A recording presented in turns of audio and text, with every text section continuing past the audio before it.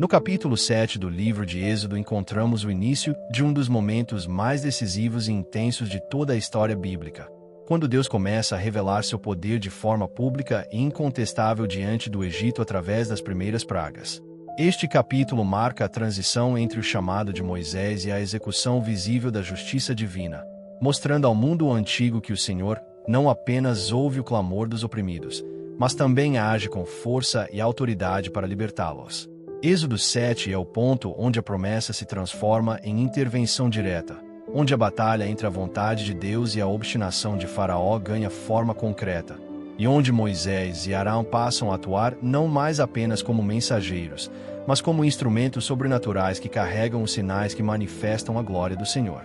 Este vídeo do canal Grace Notes Worship apresenta uma análise profunda, narrativa e espiritual deste capítulo tão importante, trazendo ao seu coração uma compreensão clara do propósito de Deus, da resistência humana e da revelação de quem Ele realmente é.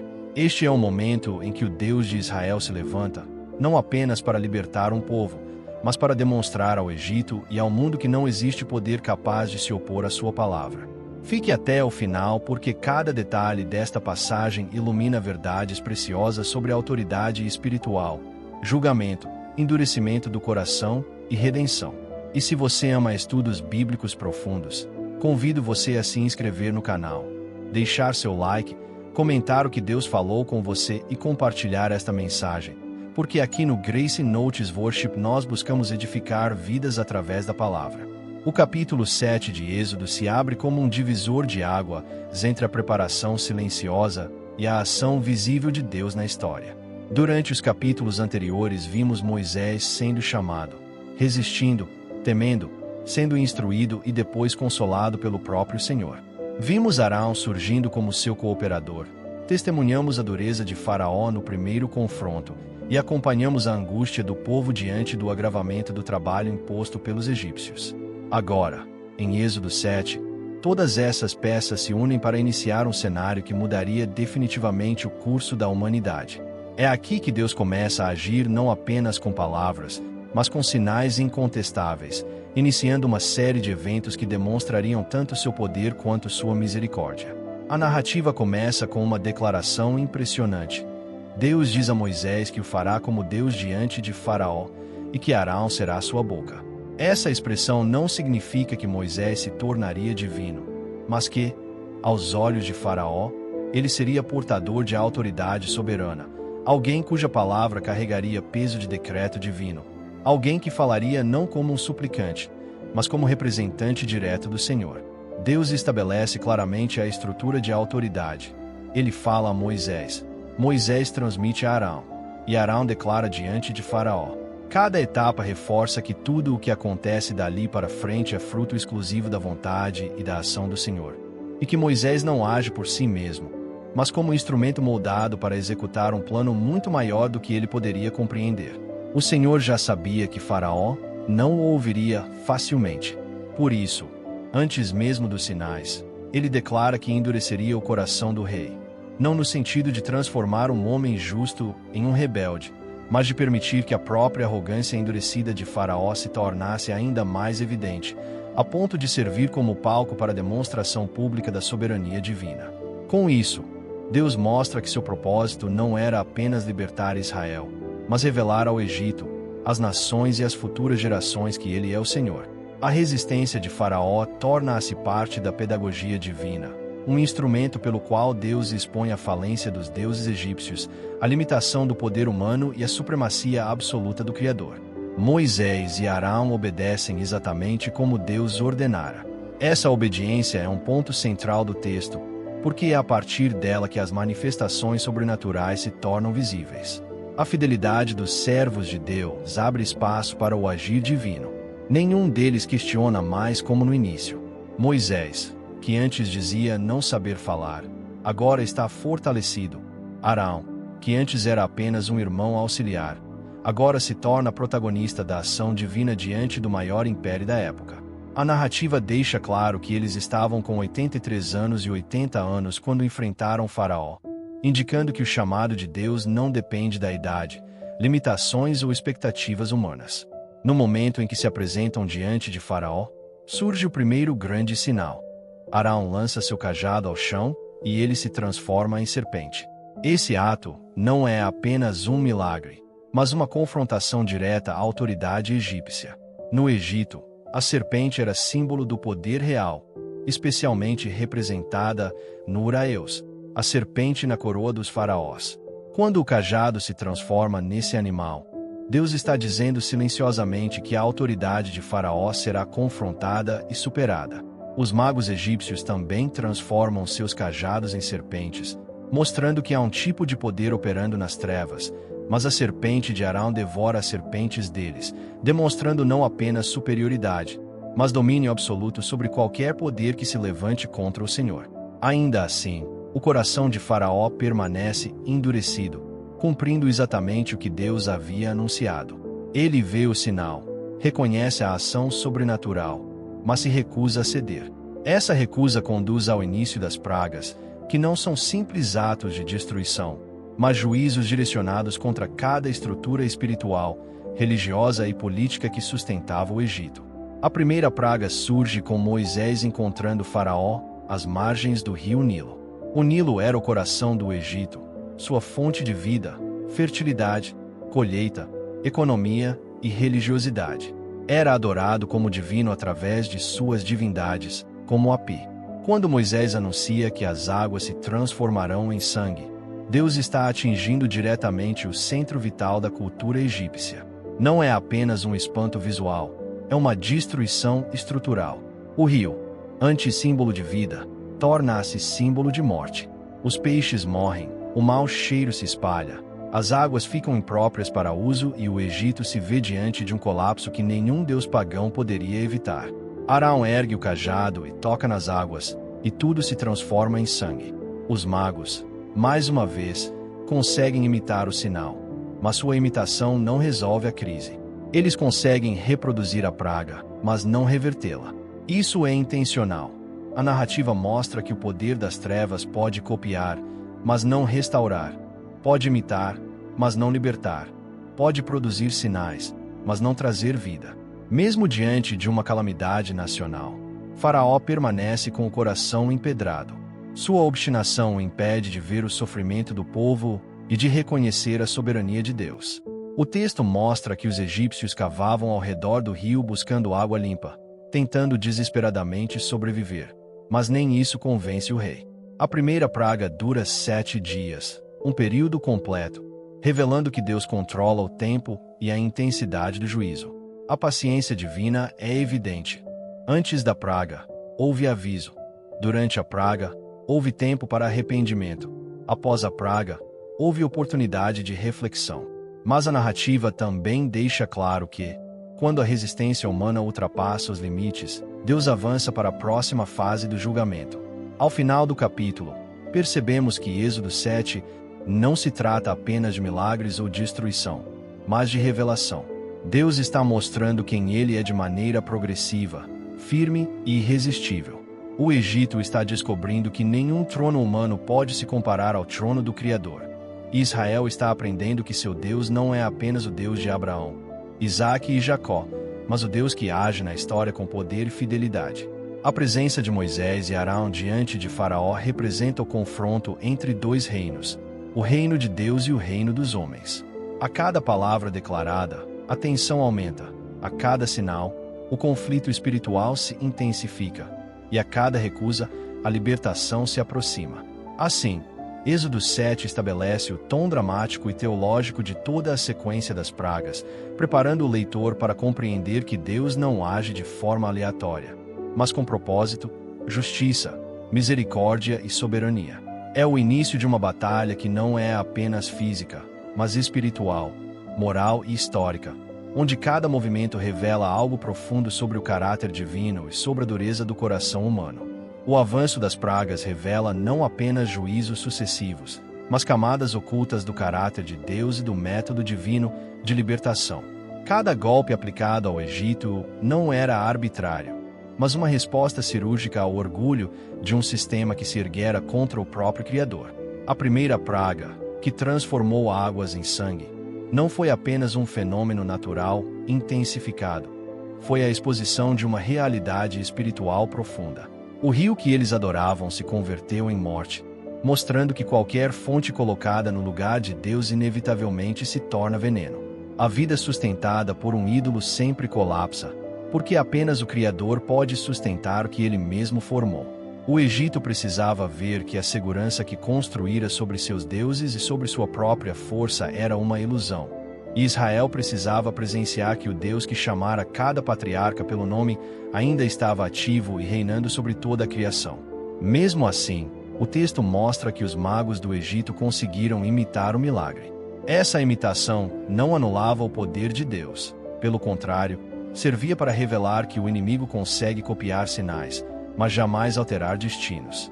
A diferença entre a atuação divina e a atuação das trevas não está apenas na capacidade de produzir fenômenos, mas no propósito e no resultado final. Os magos podiam transformar a água em sangue, mas não podiam restaurá-la. Podiam reproduzir sinais, mas não podiam libertar ninguém. Podiam provocar espanto, mas não podiam mudar o coração. Deus estava ensinando a Israel que milagres não são o critério final da verdade. O critério final sempre é o propósito que o sustenta. Esse discernimento seria essencial para o futuro da nação, porque uma geração que veria o mar se abrir também veria o bezerro de ouro ser erguido no deserto. Milagres podem convencer os olhos, mas apenas a voz de Deus convence o coração. A resistência de Faraó após o primeiro golpe não revelava apenas teimosia humana, mas um processo espiritual sendo revelado diante dos olhos de Israel. O endurecimento de seu coração tinha dois movimentos: o próprio orgulho do rei e a permissão divina que o deixava afundar no que ele já havia escolhido. Deus não estava negando a Faraó a oportunidade de se render. Ele estava permitindo que o que havia dentro dele viesse à tona para que o juízo fosse justo e para que o livramento fosse completo. Se Faraó tivesse se rendido rapidamente, Israel teria saído sem compreender a profundidade da escravidão espiritual que os oprimia. Deus não queria apenas tirá-los do Egito, ele queria tirar o Egito de dentro deles. Por isso, cada resistência de Faraó expunha um tipo de cativeiro que Israel ainda carregava em silêncio. O coração de Faraó se tornava um espelho para o coração do povo, revelando que um inimigo externo só tem força quando encontra alianças internas. A segunda praga, a das rãs, parecia curiosa diante do terror da primeira. Mas havia um simbolismo poderoso por trás dela. A deusa egípcia Héquia, representada com cabeça de rã, era ligada à fertilidade e ao nascimento. Deus estava mostrando que nenhuma entidade pagã tinha autoridade para conceder vida, porque vida não é um produto da natureza, mas uma concessão divina. Ao permitir que rãs invadissem casas, camas e alimentos, Deus estava desmontando a ideia de que as forças da natureza são autônomas e dignas de adoração. Tudo aquilo que o homem idólatra acaba por invadir suas estruturas e trazer desconforto. O que começou como um símbolo de vida tornou-se um sinal de invasão. Assim funciona qualquer coisa colocada no trono que pertence a Deus. Quando se tenta usá-la para substituir o Criador, ela transborda e se torna desordem. Israel precisava compreender que libertação verdadeira exige renunciar não apenas ao jugo de um opressor, mas também aos hábitos espirituais aprendidos na convivência com ele. A terceira praga, o pó da terra transformado em piolhos, rompeu o limite das imitações dos magos. Aqui a diferença ficou evidente. Eles puderam replicar a água em sangue e multiplicar rãs, mas não puderam tocar no pó da terra. O pó era símbolo da criação, daquilo que Deus moldou com suas próprias mãos. Os magos representavam o domínio limitado das trevas sobre aquilo que já existe, mas apenas Deus pode transformar o que parece insignificante ou inerte em algo vivo e ativo. Quando o pó se tornou piolhos, Deus estava dizendo que até aquilo que parece menor e mais imperceptível está sob seu comando. Nenhum aspecto da criação é independente do Criador, e nenhuma força espiritual oposta consegue agir no território onde Deus manifesta a origem e propósito. A limitação dos magos expôs que o poder das trevas é sempre derivado e nunca absoluto. Eles podem operar no espaço que Deus permite, mas não podem ultrapassar o limite daquilo que Deus determina. Nesse ponto, até os próprios magos reconheceram o dedo de Deus. Eles entenderam que não se tratava apenas de um conflito político entre Moisés e Faraó, nem de um embate entre habilidades espirituais. Tratava-se de uma intervenção direta do Criador na história. O reconhecimento dos magos serviu como testemunho interno de que algo maior estava acontecendo e que Faraó não estava lutando contra homens, mas contra o próprio Deus. A ironia é que aqueles que deveriam aconselhar Faraó a se humilhar compreenderam antes do rei, mas o orgulho o impediu de dar ouvidos. A cegueira de Faraó mostra que quando o coração decide resistir à voz divina, até as evidências mais claras se tornam insuficientes. O problema nunca é a falta de sinais, é a falta de rendição. Com essas 3 pragas iniciais, Deus estava fazendo mais do que julgar o Egito. Estava ensinando princípios de guerra espiritual que Israel levaria consigo por toda a jornada. O primeiro princípio é que Deus sempre desmonta os deuses falsos antes de estabelecer sua autoridade plena. O segundo é que ele expõe a limitação do inimigo para que o povo entenda contra quem realmente luta. O terceiro é que Deus usa processos para revelar tanto a maldade do opressor quanto a necessidade de transformação no oprimido. A libertação física viria, mas a libertação espiritual estava acontecendo de maneira gradual e profunda. Ao longo dessas pragas iniciais, o texto bíblico revela algo ainda mais profundo: a paciência divina. Deus poderia ter destruído o Egito em um único ato, mas escolheu intervir progressivamente. Sua paciência não era um sinal de fraqueza, mas de justiça. Ele dava oportunidade ao arrependimento enquanto revelava sua glória. Cada praga continha uma chance de Faraó reconhecer a soberania de Deus, mas cada chance rejeitada se transformava em testemunho do juízo que viria. A paciência de Deus é sempre um convite, mas quando desprezada se torna evidência. A presença de Moisés diante de Faraó também tinha um propósito pedagógico. Cada vez que Moisés aparecia no palácio, Israel via que sua voz tinha acesso onde eles jamais poderiam entrar. A liderança de Moisés não era apenas prática, era profética. Ele representava o povo diante do maior poder da terra. A cada confronto, Deus estava mostrando que havia levantado um homem para ser porta-voz de sua vontade, e que esse homem não se intimidaria pela arrogância do império. A coragem de Moisés fortalecia a fé de Israel, e sua postura diante de Faraó ensinava que aquele que anda com Deus não teme tronos terrenos. As pragas também revelavam o princípio da separação. Enquanto o Egito sofria os primeiros impactos, Israel observava de longe, sabendo que estava prestes a experimentar algo novo. A revelação de Deus começava a se desenhar diante dos olhos do povo. O Senhor não apenas vê, mas age. Não apenas promete, mas cumpre. Não apenas fala, mas confronta. A cada sinal, o povo renovava a certeza de que a promessa feita a Abraão, Isaque e Jacó estava viva. A opressão não havia sido o fim, mas o início do movimento que despertaria a intervenção divina. Quando observamos o avanço da narrativa após a manifestação da primeira praga, percebemos que o texto não está simplesmente registrando eventos miraculosos em sequência, mas construindo um argumento teológico sobre o confronto entre 2 domínios espirituais. O coração de Faraó, descrito como endurecido, não é apenas um comportamento teimoso, mas um símbolo da resistência humana à revelação divina.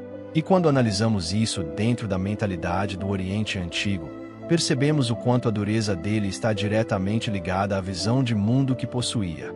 Para Faraó, ele não era apenas um rei. Ele era considerado pelos egípcios como descendente dos deuses, um representante direto do poder divino na terra. Reconhecer o Deus de Israel como autoridade seria renunciar à própria identidade cultual que sustentava o seu trono. Por isso, a recusa dele não é apenas política, mas espiritual. E quando Deus diz a Moisés que endureceria o coração de Faraó, o propósito não era impedir que ele se arrependesse, mas magnificar a glória divina a ponto de todo o Egito reconhecer quem realmente governa sobre todas as nações. A narrativa também mostra que, antes que qualquer grande libertação aconteça, Deus expõe as estruturas espirituais que sustentam a opressão. O cajado transformado em serpente não foi apenas um milagre visual, foi um ataque direto ao símbolo da divindade egípcia Wadjet, representada como uma serpente que protegia os faraós. Ao engolir as serpentes dos magos, o cajado de Arão estava declarando que o Deus de Israel não estava apenas enviando sinais, mas derrubando pilares espirituais que davam autoridade ao Egito. O texto é claro ao mostrar que os magos conseguiram replicar o sinal, mas isso não os coloca em pé de igualdade com o poder divino. Pelo contrário, ao permiti-lo, Deus revela que a imitação do inimigo nunca anulou o poder do original. O engolir das serpentes é o ponto central. O cajado de Arão não apenas vence, ele consome. Essa imagem é uma proclamação profética de que tudo o que se levanta em oposição à vontade divina não apenas será derrotado, mas será absorvido pela soberania do Deus verdadeiro. Quando a primeira praga é liberada, transformando as águas em sangue, o texto nos mostra que não se trata de um ato isolado, mas de uma resposta específica ao sistema espiritual do Egito. O Nilo era considerado a fonte da vida, adorado como Deus Api. Ao feri-lo, Deus estava diretamente atacando a capacidade do Egito de sustentar-se espiritualmente. É interessante que o texto afirma que os egípcios cavavam ao redor do rio tentando encontrar água limpa, mas não a encontravam. Isso nos revela que, mesmo quando Deus está expondo a futilidade do sistema humano, o ser humano tenta criar alternativas, tentar sobreviver sem reconhecer a fonte verdadeira. Essa atitude de tentar cavar poços em volta do rio representa a tentativa do homem de driblar o confronto com a verdade. Faraó não queria se curvar, então buscava alternativas. Mas quando Deus decide julgar, não há estratégia humana que consiga fugir da mão do Altíssimo. Outro detalhe que reforça a profundidade desse texto é a repetição da frase para que Moisés repita diante de Faraó: "Deixe ir o meu povo, para que me sirva." Não é apenas um pedido, mas uma declaração de que Israel não pertence ao Egito. A opressão tentou redefinir a identidade deles, mas Deus estava reescrevendo essa identidade diante dos olhos da nação mais poderosa da época. Israel não era escravo de Faraó, era servo de Deus. A libertação não viria apenas do jugo físico, mas da reconstrução da consciência espiritual. Deus não queria apenas retirar Israel da terra do Egito, mas retirar o Egito de dentro de Israel. E por isso as pragas não são apenas punições, mas lições espirituais. É Deus mostrando que tudo aquilo que o Egito venerava era pisado diante da presença do único Deus verdadeiro. Quando observamos a progressão da dureza de Faraó, vemos que sua resistência não detém o plano de Deus, mas o intensifica. Cada rejeição acelera uma nova revelação. Isso nos ensina que nenhuma resistência humana tem poder de atrasar o propósito divino. E isso também se aplica espiritualmente à vida de qualquer pessoa tentando se alinhar à vontade de Deus. Muitas vezes, a resistência aumenta antes que o milagre se manifeste. O Egito se fortaleceu na dureza, mas Deus se engrandeceu nos sinais. Assim, quando Deus diz que multiplicaria seus sinais no Egito, ele não está apenas falando de milagres, mas da progressão da revelação. Cada praga seria uma camada adicional de exposição das trevas espirituais egípcias e, ao mesmo tempo, uma iluminação para Israel sobre quem era seu Deus. Outro ponto poderoso no capítulo é o papel de Arão como porta-voz. Moisés, inicialmente inseguro, é sustentado por Deus não apenas com palavras, mas com uma estrutura relacional. Arão representa o apoio divino nas áreas em que nos sentimos incapazes. Deus nunca abandona alguém ao seu chamado sem prover meios de suprir suas limitações. Ele fortalece, apoia, direciona e acompanha. Quando Arão estende o cajado sobre as águas, ele está assumindo a responsabilidade de um representante do céu na terra. A imagem do cajado levantado sempre aponta para a autoridade delegada. Deus governa, mas usa homens para executar. O cajado é símbolo dessa parceria. Deus ordena, o homem executa, e o milagre acontece. É assim que toda obra divina opera. Além disso, Êxodo 7 deixa claro que cada praga viria para que os egípcios soubessem que eu sou o Senhor. Esta expressão não é casual. Ela é um refrão teológico que vai aparecer repetidamente em todo o livro. O propósito das pragas não era apenas libertar Israel, mas revelar ao mundo quem é Deus. Quando Deus age, ele não age de forma oculta, mas de maneira que até os inimigos reconheçam sua glória. E isso é confirmado quando o texto diz que até os magos do Egito reconheceram que a praga da água em sangue não podia ser revertida por eles. Eles imitavam, mas não anulavam. Deus não está em competição. Deus está em revelação. Há ainda um elemento espiritual profundo no fato de que o rio permaneceu em sangue por 7 dias. O 7 representa o ciclo completo, o tempo determinado, o selo da perfeição divina. O juízo não foi aleatório. Foi completo. O tempo de 7 dias também nos recorda que aquilo que Deus faz é perfeito e que Ele não deixa nada pela metade. O sangue nas águas era o símbolo da morte do sistema egípcio, mas também o prenúncio da vida que estava por vir para Israel, pois todo o processo de libertação passa por confronto antes de chegar à redenção. O sangue que trouxe morte ao Egito é o mesmo símbolo que apontará, no futuro, para a vida que virá em Cristo. O juízo revela a graça. A morte prepara o caminho da vida. O rio que sangra anuncia o Cordeiro que purifica. Assim, a análise profunda do capítulo revela que Êxodo 7 não é apenas o início das pragas, mas o início da destruição de um sistema espiritual que escravizava o povo de Deus há gerações. É o princípio de um processo de redenção que se manifestaria em camadas. O texto é a fundação teológica do restante das pragas, a abertura de um ciclo de revelações que culminará na Páscoa e no nascimento de uma nação livre. Êxodo 7 estabelece o campo de batalha, expõe os poderes em guerra, apresenta o propósito da libertação e revela que nenhum poder terreno, político ou espiritual pode se opor ao Deus que age em favor do seu povo. No próximo capítulo veremos algo extraordinário. Depois de Deus iniciar sua demonstração de poder no Egito, ele intensifica a revelação ao liberar novas pragas que não apenas confrontam deuses específicos do Egito, mas expõem o coração de Faraó de uma forma ainda mais profunda. Êxodo 8 mostrará que, quanto mais o inimigo resiste, mais Deus revela. Veremos o avanço das pragas, o aumento da tensão espiritual e a forma como Deus começa a diferenciar seu povo em meio ao juízo. Será um capítulo decisivo para entendermos a dinâmica entre juízo e misericórdia, confronto e proteção, endurecimento e libertação.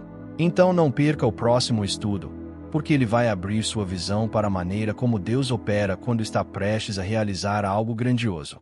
Se este conteúdo falou com você, deixe seu like, se inscreva no canal e compartilhe este estudo para que mais pessoas sejam alcançadas pela revelação da palavra. Isso fortalece o canal e permite que continuemos produzindo estudos profundos como este. Até o próximo capítulo.